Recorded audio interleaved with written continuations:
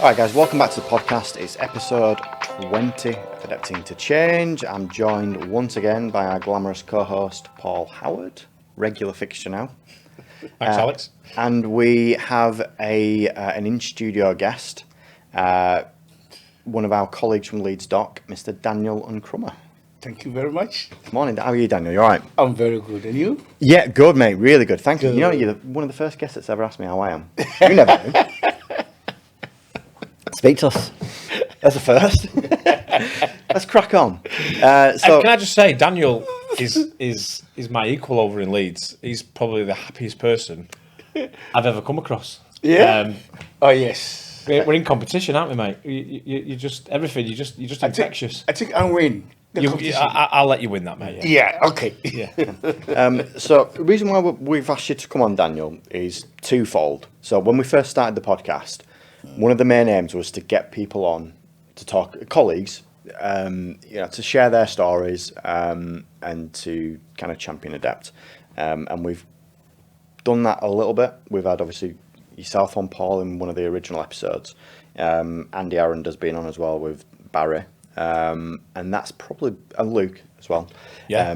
But that's probably been it in terms of frontline colleagues. So I wanted to make a concerted effort this year to get more people from Adept into the podcast. Hence why you're here today. Thank you very much. Because you've got a very, very good story. You do lots of good stuff outside of work, which we will come on to. But before we do, Daniel, why don't you tell us and our listening millions a little bit about yourself, where you grew up, when you came to England and that sort of stuff. My name is Daniel Nkrumah. Yeah. I born in Ghana. Mm-hmm. I grew up in Ghana. And I moved from Ghana at the age of 19, and I came to Germany. Whereabouts in Germany? Germany, I came to Germany with Frankfurt. Mm-hmm. And I moved to Frankfurt to, there's a small village, it's East Germany. We call them Estin-Huttistand. I beg your pardon? Estin-Huttistand. It's 5 kilometers to Poland. All right, okay. It's across the border. Yeah, it's across the border. So you were 19 when you left home. Yes, I left home. And what was them 19 years like? What was childhood like? Yeah, 19 years. I was Happy? I was so happy, and my dad was a very, very strict man.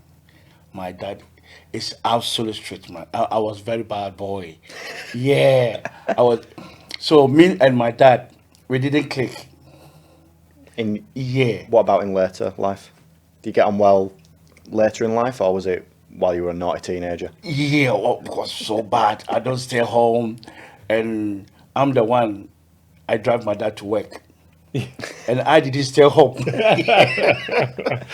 But childhood back home was great, yeah? You had in the young days everything was fine. Yeah. Everything was fine. There's not there's not any problem out there.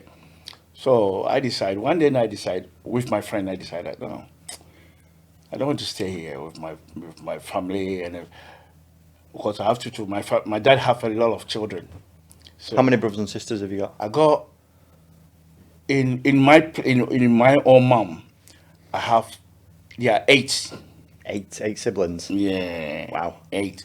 4 boys, 4 girls. Oh, so good split. Yeah. Where are you in that? Are you the youngest, oldest? I'm the third one. Third. Yeah, but my big brother, yeah, he passed away last year. Yeah, he passed away. But it's all right. When he passed away, he didn't talk to me. We didn't see each other for about almost 6 years. All right. He lived in Canada for a long time. Oh, nice. So he moved to Canada then, yeah? He moved to Canada, and he didn't talk to us. We don't know why he didn't talk to us, because, and the problem is, my father have properties, hotels. That's my father's business. It's an estate developer. Right. Okay. Entrepreneur. Yeah, my dad is an estate developer. So because of my dad have a lot of children, And that's why I decided that now I have to move out and look for my own self. Make your own way. My work my own way. So that took you to Germany. That's why I went to Germany. How long did you stay in Germany for? Germany, I stayed for only 1 year. All right. And I moved to Holland. Oh, nice. Whereabouts in Holland? Holland, Den Haag. Den Haag. Right. Yeah, okay. Den Haag, yeah. How long did you stay there? I only know that because the football team. Yeah. So Den Haag, I live in Den Haag for, that's the whole life, about more than 20, 30 years. Really? So I met my wife in Holland. In Den Haag, I met her all there. And we start life. That was start my proper life over there. I get 2 kids in Holland. So I brought them here. It's Ebenezer and Charity. Yeah. Nice. So they're born in Holland. And it's a 2005. And I moved to, they all come to UU. Yeah. And Holland was so hard. There's no jobs. Really? Yeah. As soon as they come as a UU. Oh, when they joined the EU? Yeah. Holland is absolutely tough. Right. Yeah. So what, did you then come from Holland to the UK? Yeah, then I moved from Holland to UK because it was too expensive. So you moved to the UK. Was that to find a better work-life balance, basically? Yeah. So I moved to UK. That I'm coming to UK because UK there's a lot of jobs, and there's a finance is okay, but in Holland it's too expensive. It's too expensive here now. Holland is very expensive. We're not far behind, mate. To be fair. No, but if you compare here to Holland, here is more better. So when did you come here? I came here was 2005. 2005. 2005, I moved from Holland to UK, and I stopped in Milton Keynes. Oh, Milton Keynes, yeah. Yeah, I lived in Milton Keynes about 6-7 years. Yeah, I was working in Tesco warehouse. It was really hard work. Right. It was really hard work. So, and I moved from. I planning to go to Scotland. But when I go to the Scotland, it was all right. Scotland is, but the language. Yeah, you try to have a conversation with a Glaswegian. Yeah. It's tough. Oh, it is. The language is absolutely tough. I went to the bus. I inside the bus, and the bus driver asked me. I told the driver that I'm looking for a ticket, day rider, and then the driver was telling me £5. Instead of say £5, say £5. Couldn't understand it. And I didn't understand, so everybody was sitting in the bus and started laughing. And I said, "What is pom pom pom? I don't understand what." And he counted his fingers, 5. I said, £5. I said, yeah. So I paid. It's £5 for the driver, and they gave me a ticket. So I didn't know anybody, but every office I go, they receive it so nicely, and they are very kind people, to be honest. So when did you arrive in Leeds? So I arrived in Leeds, and one of my friends, and he called me when I was Scotland, and he called me that Randy. My name is Randy because it's a Daniel Nkrumah, but people call me Daniel Nkrumah, Daniel. So the Randy, they took that Randy off, but in my community they call me Randy. They know that they call me Randy. That makes sense. So your email address, Yes. Share it all, but it's Randy Daniel, whatever. I thought it was because of something else. Alex. But it's your name. Yeah, it's my name. Okay. Because it's a Daniel Randy Nkrumah. Yeah. Interesting. So when he called me, he said, hey, Randy, where are you? I said, I'm in Scotland. So what are you doing there? I said, I want you to go and look how the situation is, so maybe I can stop there. I said, no, come to Leeds. Leeds is a nice place. There's a lot of work. There's a lot of social system. It's So Daniel, you were in Scotland with your wife and your children. No, the Scotland I go alone. You was on your own. Yeah. Right. Okay. Because when I stop in Milton Keynes, and the Milton Keynes is also too expensive. Because the house you are renting is 3 bedrooms. It's about almost nearly £1,000. Wow. Expensive. 3 bedrooms, which is 2006. Right, That's yeah. expensive. Yeah, Yeah. it's too much. So we get benefit from the council, and but I said no. And if you live in a council house, or if a council is helping you, it's tough Yeah, yeah. because always you can't do everything you want. Always they look in your back. Yeah. What he's doing because he's helping you. Yeah. So you have to obey them.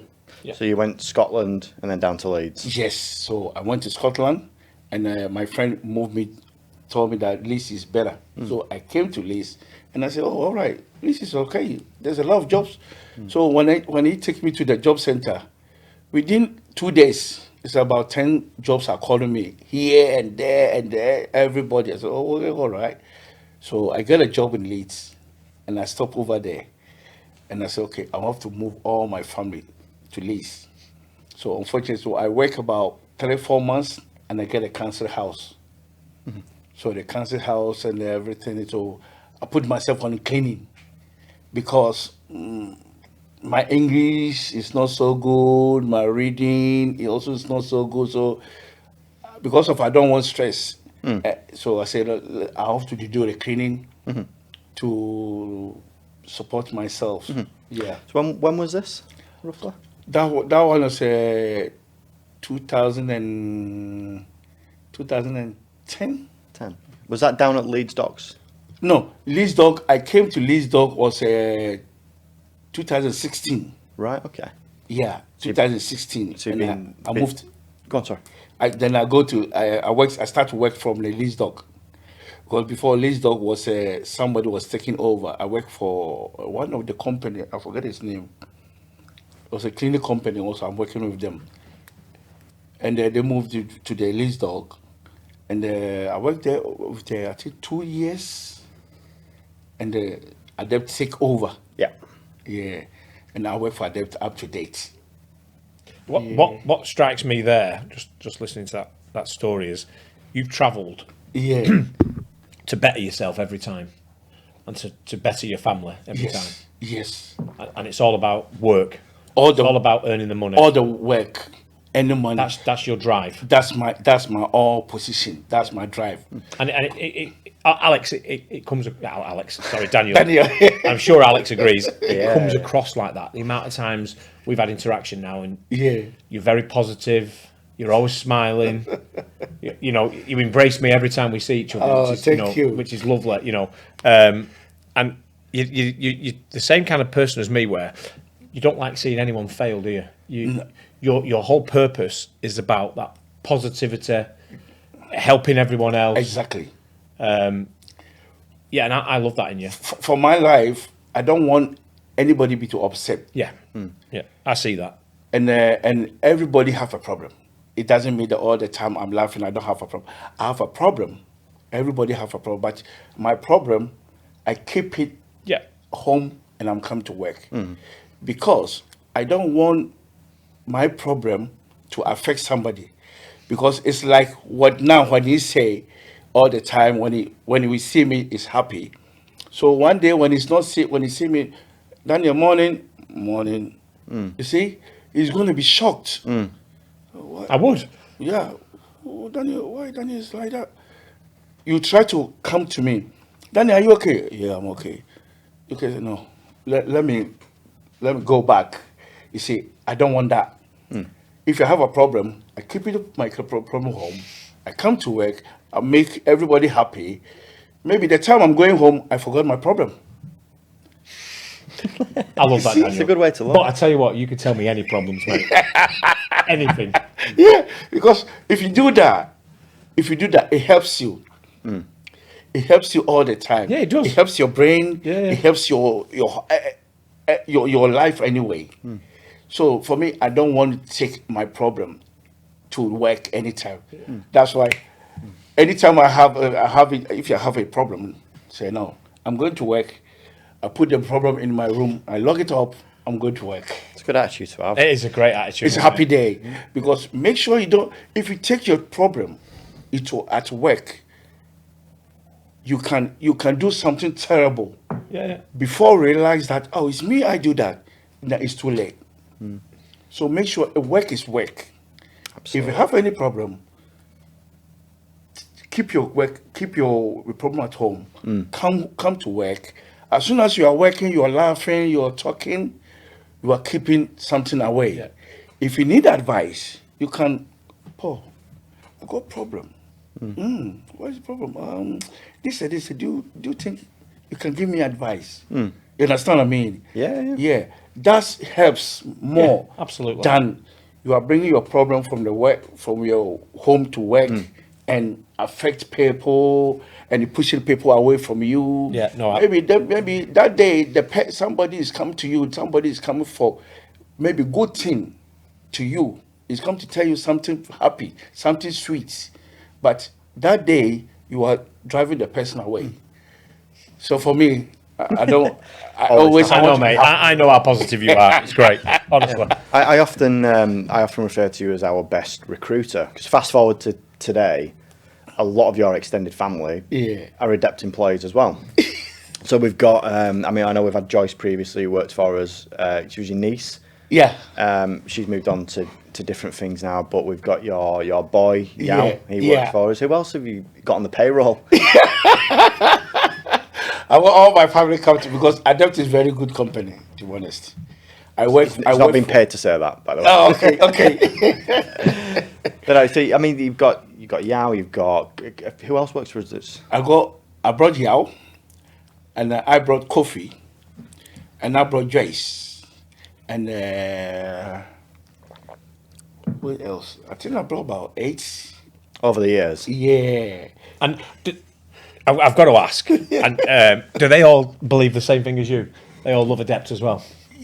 The people you brought, are they all as happy as you? Yeah. With the company, everything, yeah? Yeah, they're all happy because they're all happy because we'll clip that up. Everybody have a problem, they just come to me, and it's easy to solve it. Yes. Cool. Yeah. I mean, I was going to ask you what you like about Adept the most. What's best? What's good about us? Adept is when I start, because before when I came to UK, I worked with different companies, and with different people, with different bosses, with different managers. But when I joined Adept, everybody come in Adept. Let's say from beginning, I know Nav and the other staff, they're gone. To be honest with you, they are so nice. When they come, they are absolutely lovely people. Nobody. My first day, I saw our big boss, Nick. I didn't know that he is the big boss. You see? So I was sitting and talking to my dad, Daddy John. He's not his daddy. No, for context, John. John. Security supervisor. Yeah, John. Later I explained, I explained why we call that. Yeah. And I was talking to him. I said, John, Adept is different company. When I moved to UK, every company I work for, but these people, they are different. And John asked me why, and I say, when they are coming to employ you as a manager or as a director or as anything, they interview you properly or they select it. And then John said, I say, yeah, because all of them we are like a family, proper, good heart family. If you have a problem, you go this. Oh, really? Straight away, they solved the problem for you. When you ask, and everybody is so nice and kind, the way they're gonna talk to you, it's like proper family. Proper family. So if you told me now, Daniel, who is your best person in Adept? You're on the spot. You're on the spot here now, mate. You're on the spot here. It's gonna be hard. Who are you choosing? Who's the best in it? To be honest, it's going to be hard for me to be choosing. I love everybody. Well, good answer. I love everybody. I love everybody. Yeah. So on to the kind of the side piece that we wanted to talk about today, because I didn't find this out until a few months ago, and I've worked for Dept for over 2 years now. Yeah. And it was Alex, I found out yesterday. Yeah, which is remarkable when we come on to it. Because if it was me, I'd be shouting from the rooftops about it. But we want to talk about the charity work that you do. Yes. And there's more than meets the eye, because it's quite incredible the lengths that you've gone to, the time that you put into it, and the time that you've been doing it, and personal cost as well, which we'll come on to. But we want to talk about the charity work that you do, Daniel. So what is it that you do? The charity work started from my dad. First of all, start from my dad was doing it. Sometimes when I wake up in the morning, you see somebody was dropping a child, or maybe 6-month child, 3-month child, in front of our door, and my dad have to take them to the police station, and the doctors will be involved that the child is health before my dad was signed it. So before they will give it to my dad, and my dad. Sorry. Was this back home? Yeah, back home. In your early days. Yeah, in all the days. Yeah. My dad is the one who's doing the charity work. He got about 50, 70, less about 100 children. We have it now. And Your dad? my dad. Yeah, actually, not John. No, not mine. But the children, they are still there. So this was common. I know we're going off on a bit of a tangent. This was common thing where your dad would open his front door at home and there'd be a baby. Baby was there. Yes. And he'd then go to the police, the hospital. Yeah, we have to take to the police that somebody dropped a child on here. And then he would then assume responsibility for the child. Yes, and my dad is responsible for the children. So all the children, because How many children did you say you supported now? How many did you just say? What was that figure? now there are many. There are more, almost 100. 100 children. Yeah, I think I sent it to you. Yeah, I sent it.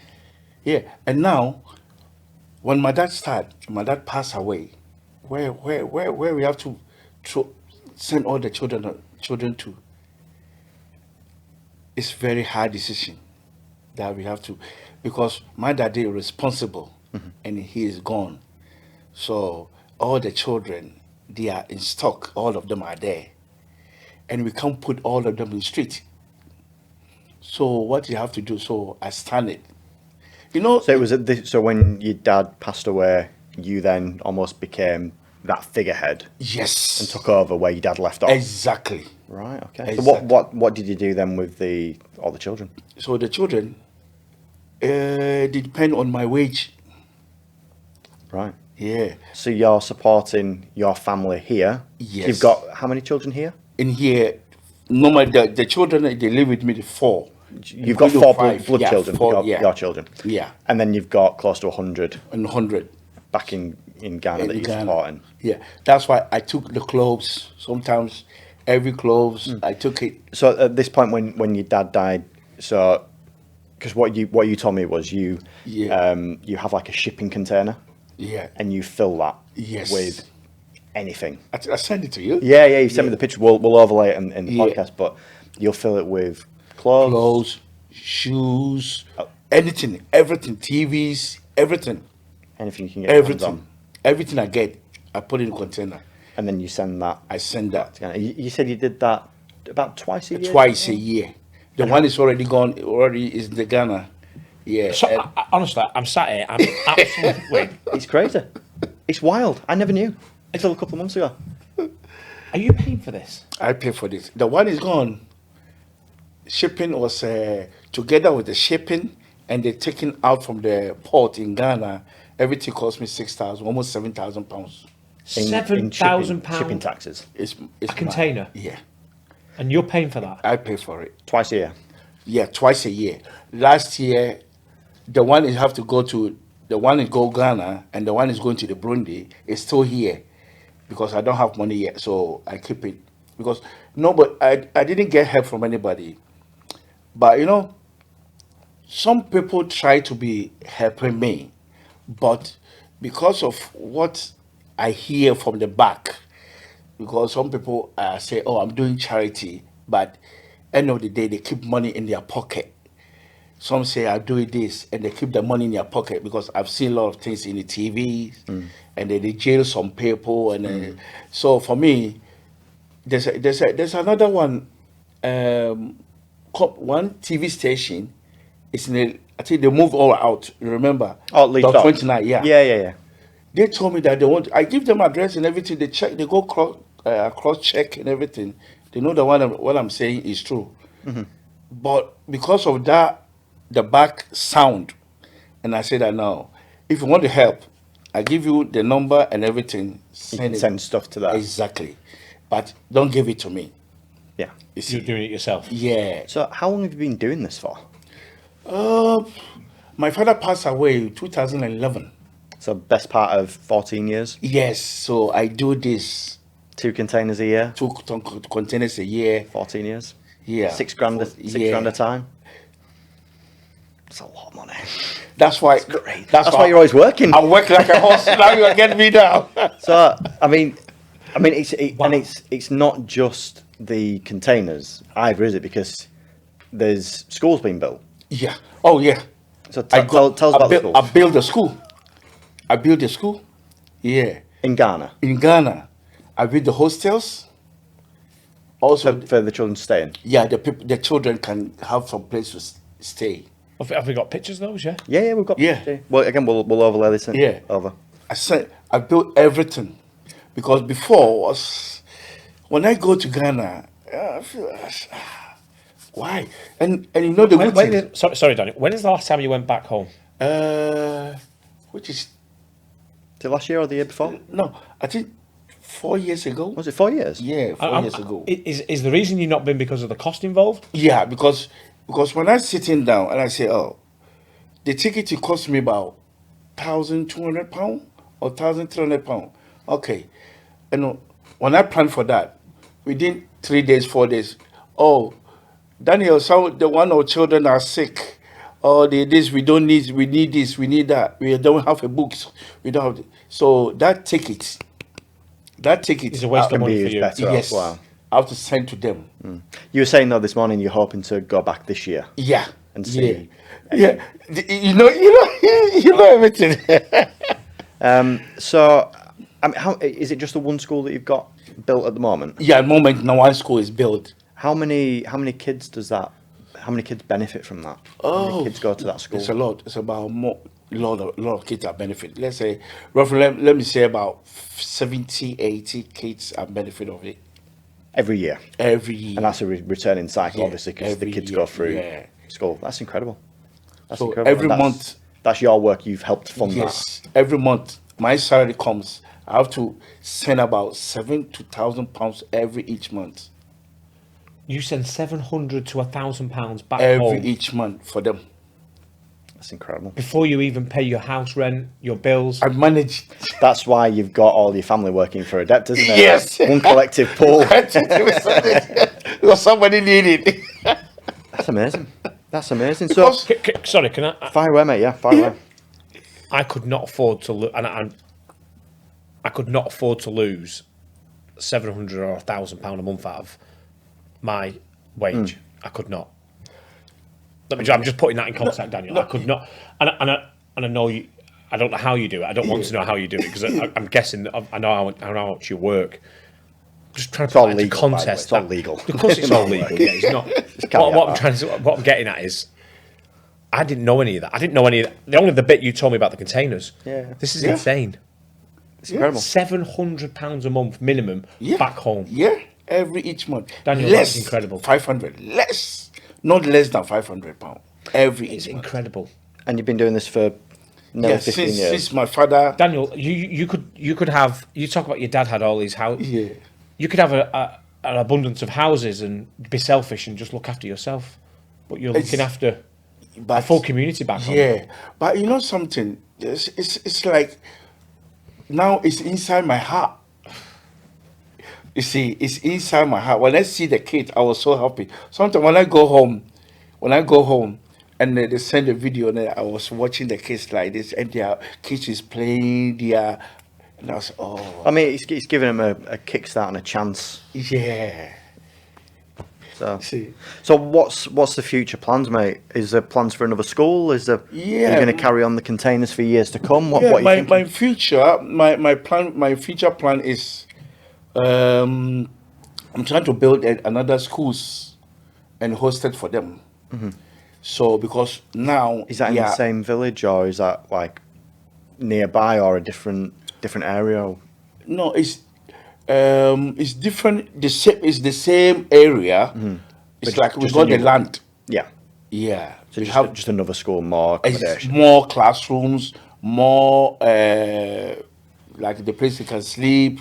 Because now the one I built for them is every one classroom takes about 25 children. See, there are too many. At least bigger like this costs about 20 children. It's like it's A bit cramped. Yeah.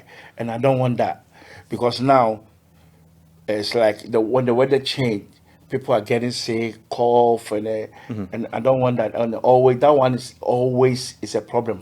That's a challenge that I'm facing now because as soon as there are too crowd, if you touch one gets sick, it's gonna affect everybody. Then I have to send money to them, and the doctors have to come there and check them, how everybody feel, and their birthdays, and Let's put it into context as well. It's not like the NHS where you can get a doctor to come out and it's covered in your national insurance and you don't pay. yes, That's billable. yeah. And who are they coming to for that bill? Definitely, they come to my bills.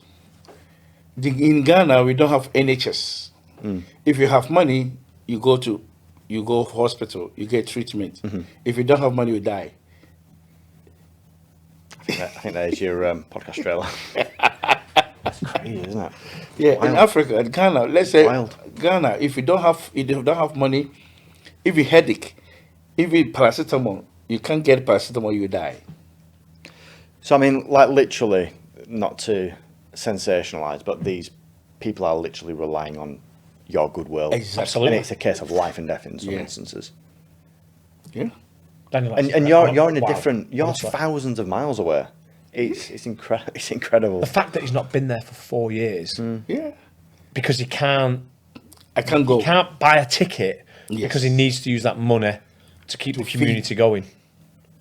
It's incredible. It's Yeah. and like I said, I mean, I'm lost for words, but honestly, I'm sad. Honestly, I can't even process what he's telling me. yeah, I mean, like I said, I've worked for Adept for nearly 2.5 years now. I didn't know this until a couple of months ago because you never talk about it. No. Ever. Yes, you see. No, but So some people selfishly would be, telling anyone who'd listen about, almost sycophantically, look at me, look at the great work I'm doing. Yeah. You're No, very but can I humble. just say though that when people do, and I don't do anything. I volunteer to help a scout group function. Yeah. Nothing to the level of what this gentleman's doing next to me. And people that do stuff like what Daniel's doing, the small bit that I make in my, and I'm talking about a minute bit in my community. You don't shout about it. You don't do it to look at me. You enjoy doing something. I mean, this is another level. This is not even another level. It's ridiculous. And the fact that you mentioned to me last night that Daniel just gets a container and said, that's not just what he's doing. Yeah. That's a drop. Building of schools, Yeah. communities. You just touched on something that you said the children sleep there. Yeah. Because you build the schools, you be the hostess for the children. Because some children we don't know their parents, their mom, their dad. We don't know them. So a lot of these children are the ones that you mentioned earlier, where they get literally dropped onto the doorstep. Yeah, that children, we don't know where they're coming from. Now they are growing up now. They're about, some are 18, and as soon as they are 18, 19, and they teach them how we can sew, how can they do the plumbing work, electric, and Give them a starting life to be we able give to that go stuff. earn money. Yeah.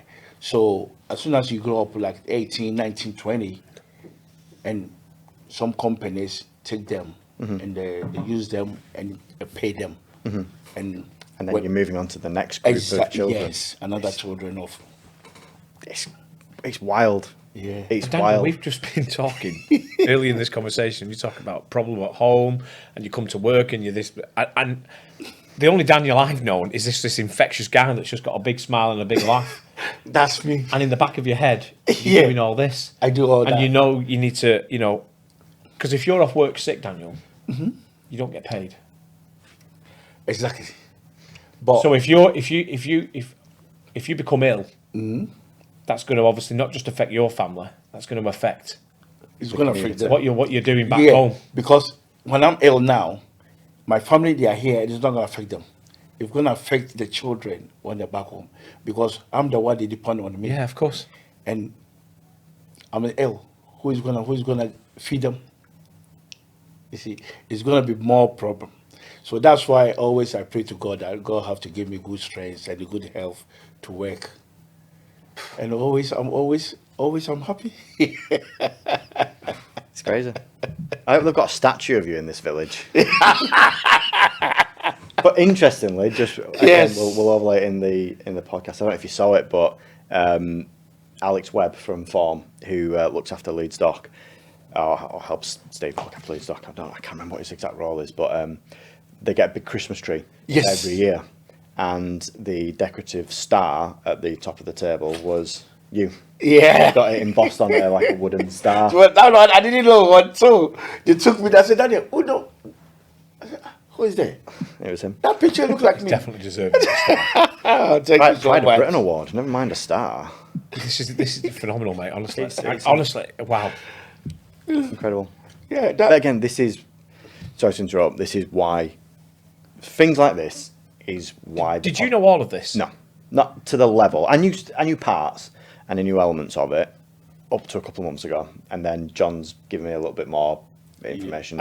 Is it Nick Allen? Do they know? Not to the extent, no. They're going to watch No this one and knows. find out first. Probably, yeah. Like most people. Yeah. Like most people who will watch this will not have a clue. Yeah. You don't talk about it. You just get on with it. It's you've stumped us both. It's crazy. It's incredible. It's incredibly selfless. Honestly, I got a bit emotional thinking about it before, and I could feel myself. And it was the point when I was talking. I could not afford to lose that kind of money every month. Yeah. And the fact that he's not losing it; he's giving it away for the better back home. And I know that's Daniel's choice and Daniel's what he wants to do. But it's just incredible, mate. It's just to the point where you could be putting that money away for your future and for your kids and everything else, and you are, but back home. Yes. And then you're not only just doing that; you're doing a shipping container. Containers. You're taking away TVs, clothes, shoes, everything. And it's like I think we'll have to include your shipping containers in the 12 Days of Giving this year. 100%. Or something. We'll do something to help. Getting a ticket back home is the first start, I think. Honestly, Nick, Daniel, watching. I will fall out with him. Honestly, you know something. If you know what, Anna give me. She shouts at me. Actually, she makes me drop most things at the charity shop or in the bins at the tip, the clothes that we from our children, and obviously now they're not going to go to the tip; they're going to come to you. And I used to be like, "Oh, really? Come on, do it! I've got to go to the charity." I'm moaning about going to a charity shop, and listen. People might call me for that on the podcast, and then I've just listened to this. And I wasn't moaning about going, I will donate the clothes to the charity shop in a bit. Yeah. But I'm moaning about walking out the house to go and do it. Yeah. Don't you feel bad now? So, what will be next, Daniel? Because obviously, I'm thinking for the future, the incredible work that you're doing, you obviously picked that up from your dad. Yes. Are you looking for one of your children to hopefully take that over from you so that the legacy that your dad started and that you've continued carries on? So my future is, I want all the children have to be, I want to put them, I can't do all of them for the, but the one I can, I want to put them in a good position. So if you're not there, then they know, oh. So they become sustainable. Yes, this man, before he do something. Because now, the children, they grow up and they are working. They also think now, they are trying back when they get a salary, they get paid. They don't get too much, but they try to bring something. Oh, okay, right. Yeah. So the children now that have gone from what you've built there into Yes. paid work, Yes. they're contributing back into it as well. Exactly. That's great. Yeah. Because that just shows the effect that you've you've had on had, them. Yeah. So they try to bring some, And these are people that these are now adults that are now working in Ghana, Yeah. where the money's nowhere near paid like what no, the in money other is not countries. much like that. But they're still finding a way to give. They're still fine because as soon as I think we need to go there, mate. I think we need to go do a definitely, podcast from there. one day we do that, we go. Yeah, if you go there, you're gonna love it. You're gonna maybe the picture I'm putting now, you cannot see. I cannot explain it properly, but if you go and you see it in your eye, you're gonna. Are you sure that all this you are doing it? You are doing this, huh? I mean, one thing I want to say, if there's anyone that watches this podcast that has got clothes or toys or anything they normally take to a local charity shop or reach out to one of us and Daniel, I'll make sure you get everything. Oh, thank you very much. To stop you having to put your hand in your pocket as much as I can. Yeah, sometimes you see, it's like, especially when they call me that. Oh, Daniel, there's a child sick, and we take it to the hospital, and we need this. And as soon as if I don't have the money with me, I have to find that way. I have to find all my friends. I can borrow money from them and send it. And as soon as I send it, I'll be happy because I don't want the child. Because Ghana is different, bro. Alex, Ghana is a country. If with the paracetamol, you can die with the paracetamol. What do you mean? I'm telling you, you can die with the paracetamol means you don't have money to buy paracetamol. So when you get headache, instead of going to take paracetamol, that headache will kill you because you don't have money to buy that paracetamol. So paracetamol here. I can buy a box. I can buy a box of paracetamol. I know that, but So what I'm saying is, so I can buy a box of paracetamol for less than £1. I know. How much is a box of paracetamol in Ghana? but somebody don't have paracetamol. It's like somebody don't have any penny To buy. to buy.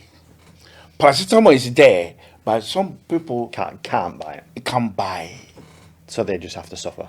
Yes, you have to suffer. It's I crazy, think if isn't you it? go to Ghana website, I'll look for one of the websites. I'll tell you. There's a woman, yeah.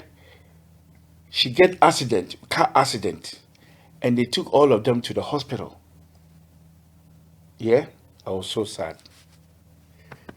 They took that woman to the hospital, and the doctors, the surgery, is no surgery. Let's say about in this country, let's say about £20 or £50. Because of that money, and we don't know that woman. We don't know the family from that woman. So the doctors, they took that woman and go and throw that woman away in some bush, and the woman died So because she couldn't pay at the time for it. because of the woman don't have family to pay the cost of the hospital. Alex, you just sounds brutal. They put her in a bush. But Yeah. Are you like actually serious? Yes, They, yes. They just took her to Yeah. out of the hospital. Yeah, they took And they took destroyed it. her out of the hospital and throw her in the bush, and that lady died.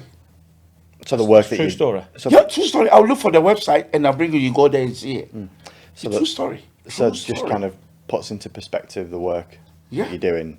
I know you mentioned it before. It's Yeah. like life and death. It literally is. Yes, It's instant true cases. story. It's absolute true story. So who's taking the mantle then when you decide to retire? Is it going to be Yao or? Maybe you'll be Yao, or maybe what charity or Ebenezer, or that time. I don't know. I mean, hopefully by the time it comes around where you think, right, I'm going to put my feet up and focus on me. I'm sure you probably won't, but Yeah.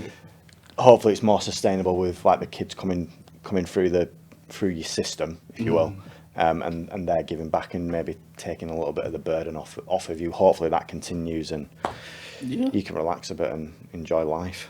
Not worry so much about everyone else. It's just, But still have that smile. yeah. You know, what you can't do? You can't do anything. You have to be happy. Just be happy. Because end of the day, if I'm trying to put all the problems in my head, maybe I'm die soon and they're going to suffer a lot. So I have to ignore it and make my head clear. Put happiness in my face. You understand what I mean? Puts it into You see? perspective. Yeah, because all the problems, you can't solve the problems. You can't solve all the problems. So put happiness in your face and keep moving it. That's why I work like a horse. But listen, Daniel, it's an inspiring story, and it's part of, like I said at the start, it's part of the reason why we started the podcast in the first place, was to be able to get people like yourself on to tell your incredible stories. Anything else you want to ask, mate? Or are you just trying to process? Yeah. I'm not normally lost for words. I'm at the moment. And I wish I had a case of money I could just give you, mate, and take it away, but I don't, unfortunately. But you Don't worry about the money. You do amazing, mate. Honestly, Yeah. Do you have like collecting. any? I know that a lot of charities will have websites and stuff where you can go and donate. What's the best way if someone, like Paul said, if someone wants to donate clothes, money, or anything? What's the best way to do that for your bit? For now, it's like, I think Paul, if Paul have something like clothes, anything, Just give it to you in Leeds Dock. yeah, just give it to me, Liz Dog. Then I take it straight away to The container. home. I got container at home. Yeah, so I got a storage container at home. So Goes in there. yeah, I will store it over there. Cool. Anything. Fantastic. I will gladly drive over to Leeds with anything that people want to donate over at number one. I will absolutely drive it over there. No problem at all. For you, mate. Baha came to my house. He don't have any place to put his stuff down. I said, Daniel, it's too dangerous. Why you have all this? Daniel, no. So Baha found a container for me, so I bought it. And I put it in my yard. Front garden. Yeah.